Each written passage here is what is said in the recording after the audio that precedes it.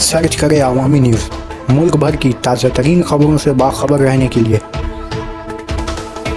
Subscribe करें हमारे channel को और बेल आइकन ज़रूर दबाएं।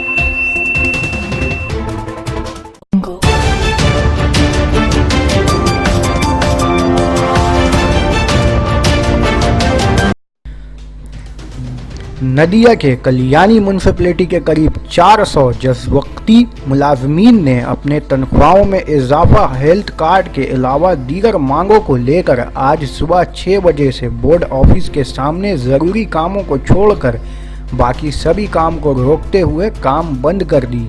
साथ ही उन एहतजाजियों ने मांग को पूरा न किए जाने पर आइंदा अपने मुजाहरे में शिद्दत लाने की बात भी कही है।